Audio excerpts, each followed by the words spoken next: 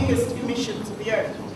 For example, the USA has 5,762,000 metric tons. The UK follows closely behind it. Russia, Japan, they're all sitting in the 5 million scale. You have Germany at 837,000. When you compare this to the lesser developed countries, for example, Vietnam only has 47,000, Burma at 9,000, and Cambodia, ladies and gentlemen, only 536. Not thousand, not million, 536. Why then should they be told to do everything about it? Is it not fair that if you do something wrong, you fix it? If you break a plate, you pick it up? Do you not have to take repercussions for it? So the USA, the Japan, and all those countries should do something about it. In fact, they should do everything about it. They should do it now, not in the near future, not in the long-term future, but now.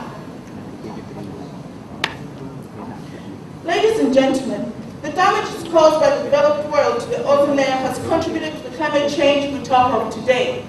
But what makes it most unfair is that the developing countries, the countries without any financial means, the countries without capability are the ones that suffer the most from it. This is because these countries are overpopulated. These countries also happen to be in the areas where they will suffer drought and floods. But then again, when these things happen to these countries are not in a position to make themselves better. In fact, what climate change does to these countries is it takes the little development they have. It takes them 10 steps back. Ladies and gentlemen, climate change is real. Climate change has been caused by developed countries. Climate change must be fixed by developed countries. Ladies and gentlemen, judges, I am very proud to propose the motion. Thank you very much.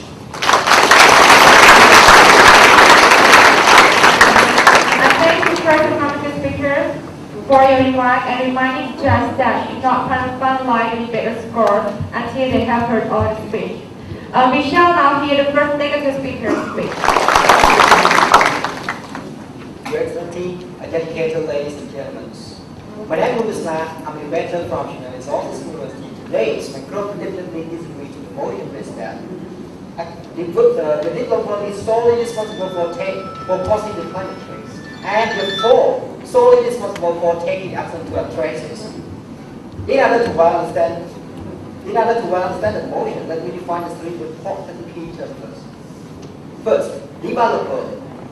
According to www.dictionary.com, say that developed world refers to the most economically, the more technologically and technology advanced industrialized nations such as Australia, Japan, United UK, and United States, and several others. Really, the developing countries refer to those countries mentioned as developed nation. The third is to be solely responsible for family. It means to be a child of family alone and lonely. Only.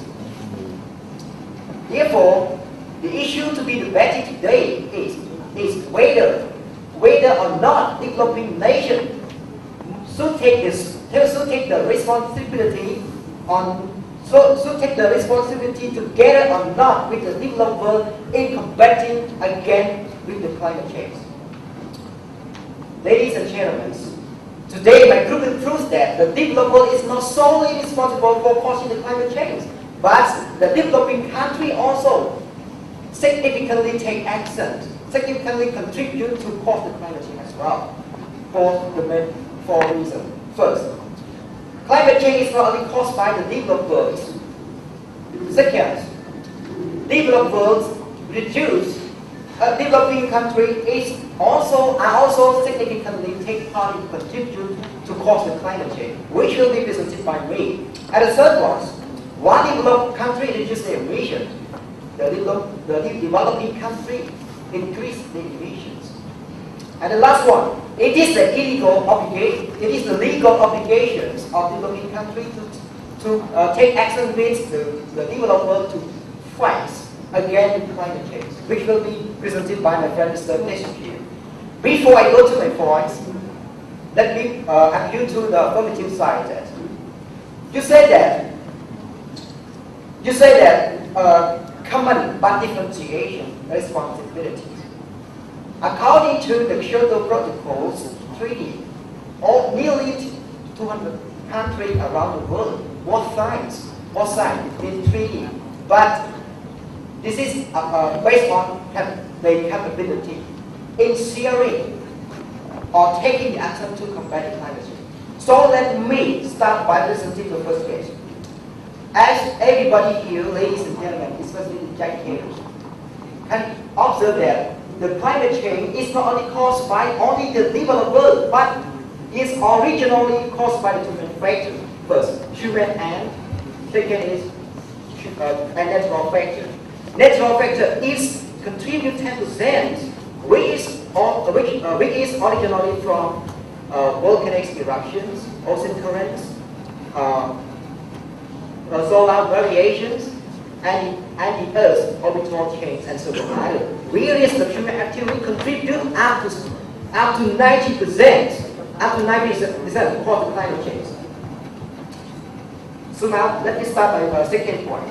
Developing countries also significantly take part in causing climate change.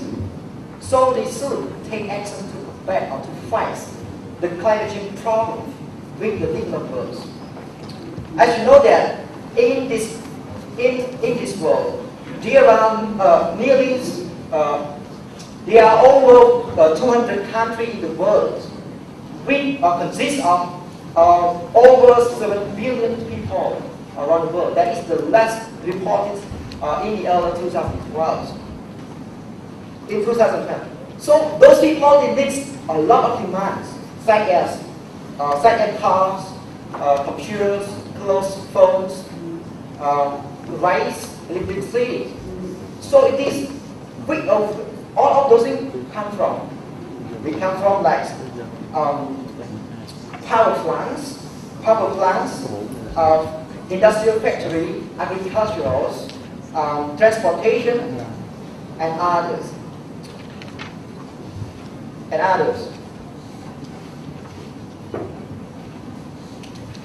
According to IEA, International Energy Agency report in 2009, so that the developing countries release the carbon dioxide over 7,000 million tons in 2009.